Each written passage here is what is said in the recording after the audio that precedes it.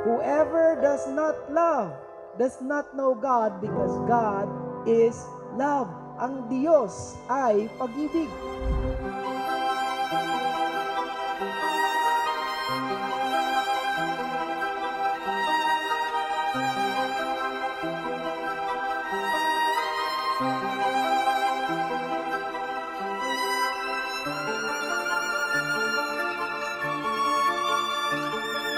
Sapagkat sa kasalan na tulad nito, na ilalathala ang pag-ibig ng Diyos sa kanilang dalawa.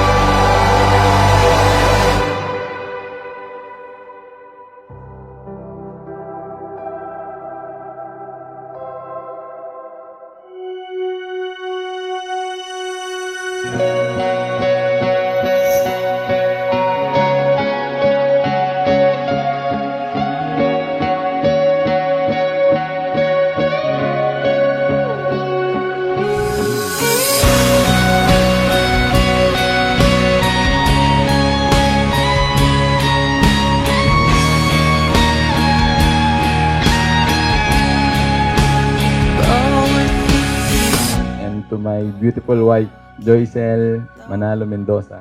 Congratulations sa iyo. Napakaswerte mo dahil ako nakatuluyan mo. Siyempre, napakaswerte ko dahil ikaw yung mapapangasawa ko.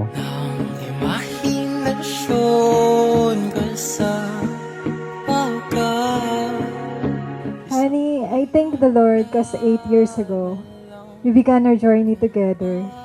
At first, we were often apart. Naghihiwalay, nagkakasundo. But over time, we grew and matured together.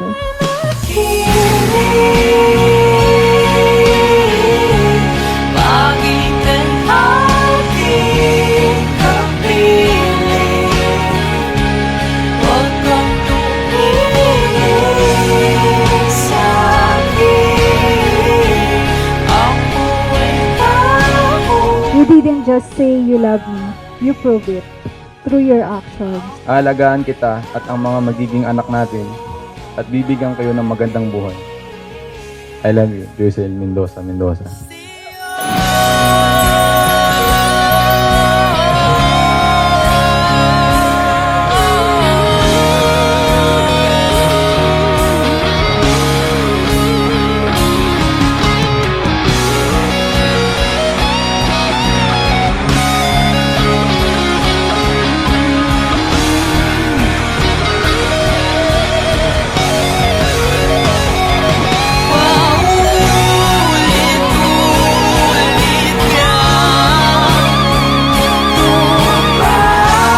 I vow to stay faithful and loyal, and to share both laughter and tears with you.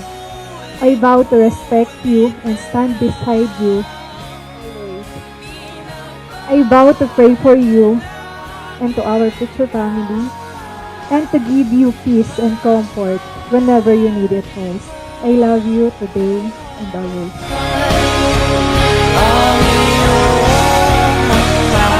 By the authority given to me by the Church of Jesus Christ and the law of the Republic of the Philippines, I now pronounce them husband and wife.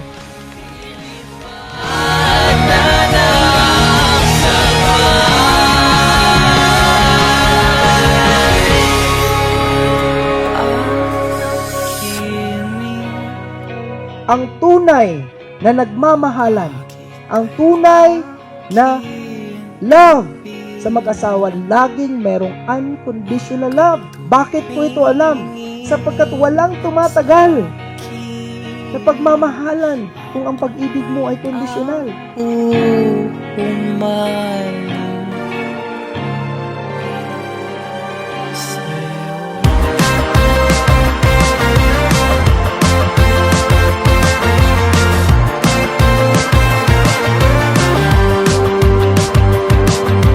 On